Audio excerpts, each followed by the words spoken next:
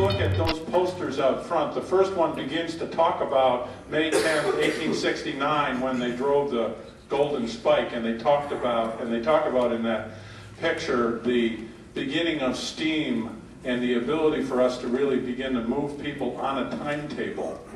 It wasn't just rail, although that we took the credit for that. It was also steam ships.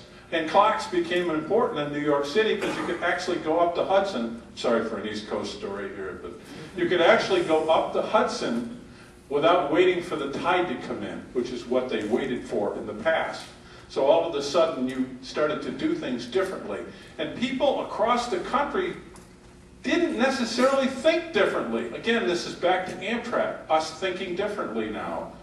People didn't think differently because they already had the canal, or they were building the canal, the Erie Canal through New York. My hometown started it in Rome, New York, where they had the Indian crossing from the Mohawk River to the Wood Creek, and that was where the watersheds changed, and they started the canal there. And that canal and the discovery of this country really began through St. Louis. And so when rail started, at least the story is told, they were offered the opportunity to have rail really become the focal point for St. Louis. They didn't think they needed that. They already had water. They were the gateway to the West.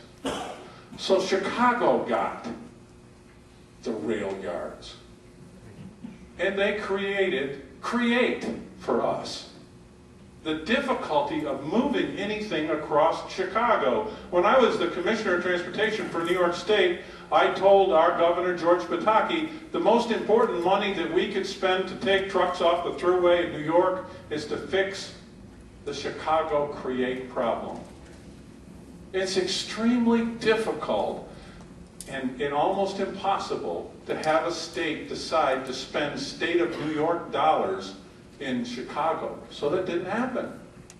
It's extremely difficult for Orange County to think about spending dollars outside Orange County to deliver for the future. Bill Bronte has a huge job in trying to figure out how is he going to finance and deliver what he knows in a state perspective of California, that what we need does not need to become a mini create problem in Chicago, just at the borders of Orange County or somewhere else. And I don't know all of the ins and outs and subtleties of those arguments and difficulties here in the West. But my sense of it is that we need to make sure that we understand Amtrak is different than Metrolink. Amtrak and intercity passenger rail delivers a coast-to-coast, border-to-border connectivity on the surface of the United States. And it is, again, one of its competitive advantages and needs to continue to exist. And we need to make sure that people understand that our mobility, it would be like in the highway side, and I had to work on the highway side, our interstate highway system stopping at the border in, between New York and Pennsylvania. In fact, the Pennsylvanians really kind of shamed New York and the Corning area to really finish the connection of Route 15 to interstate, what's going to be Interstate 88, again being pushed by Senator Moynihan, God rest his soul, to get a different delivery system in the southern tier in the Appalachian region of New York State. But there was going to be about a 2 to 5 mile stretch that there wouldn't be an interstate. So it kind of shamed you into delivering that in New York for highways. And I think we have to take some of the same posture here as you think about what your particular interest and need is, or what you personally are interested in. Think broader for us. Help Amtrak think about that connectivity, the need for us for the future. And how are we going to move forward? We all would love to have the bullet train Shinkansen. We'd love to have the TGV. But we need to also look at the history of how did we get there? Why did they make those decisions? And how long did it take them? They made the decisions because they saw the capacity of their existing rail system in real trouble. We have a few spots in this country where that exists, but we don't have a culture that really rides rail today and thinks about the connectivity issues to get that done. So we fall in love immediately because, after all, we're the United States, with being the fastest, the best, the biggest. So we talk about the 200 to 300 mile an hour rail, but we're not ready for that in most cases. And we don't want orphans out there of different systems. Even in Shanghai, the maglev right now is a bit of an orphan. And it's been an orphan kind of running around the world, having somebody figure out how are they going to finance this. To do high-speed rail in the way that people want it done is $20 to $50 million a mile to deliver that. That would eat up what we see as available funds very quickly. But we can have incremental high-speed rail. We can deliver something a little bit differently for the future. We can see 110 miles an hour. It's provided for in FRA regulations at Class 6 track without the necessity to close all of the grade crossings. Some of them ought to be closed, and they all ought to be treated in some different fashion to get to that speed. And we're also willing to have the railroads, if they say they're willing to bring it up to a Class 5 and 90 miles an hour to begin with, that's fine. But some of the railroads are beginning to say, some of the freights, oh, 90's fast enough. Well, it's not. I think we can get to 110. We have the capability with our diesels to do that, and I don't buy the argument that the 110 passengers should not be side by side with the freight. Otherwise, we ought to be throwing CSX and Norfolk Southern out of the Northeast Corridor.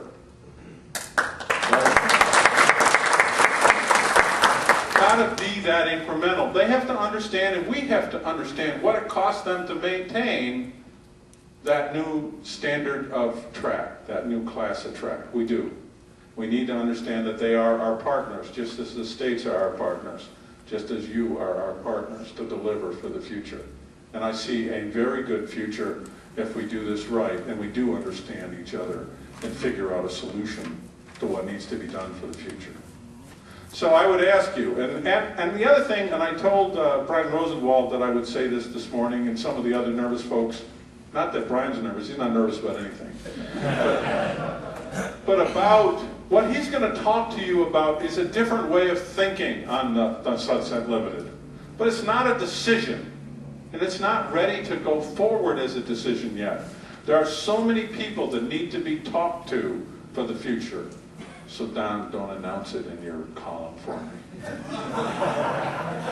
What I need you to understand, and I tend to be an original ADD person, so sometimes I don't hear it. So for everybody who's an ADD, raise your hand. Listen carefully. It's not an announcement. Don't go away. Please don't go away, because we have to work with the UP. We have to work with the states. We have to work with many of our own system folks to make sure that whatever it is that we're going to do really does work, and that we don't prevent if we make a change, and also being able to reconnect if we need to between New Orleans and Florida as well. So there are a lot of things that we're thinking about, but there's a lot of good thinking going on, good passion going on about railroading, which I think Brian will help explain as he's doing this. He's also supposed to be telling you again those same things that I just said in order to keep some of our other folks calm, peaceful about what really might happen here. So with that, and I think when I get to these things, I never know. People prepare these speeches, they prepare these kinds of things, and I look out and I say, okay, what am I going to do here? What is the message? And I think to you, the message from me is, whether you're on the West Coast, and I do understand, and I've said this as I've come down through now and looked at their maintenance facilities, looked at our facilities here, and clearly you can see almost immediately, where do I really need to invest the capital money on the West Coast right this minute in terms of facilities. Thank God you've had California very interested in California.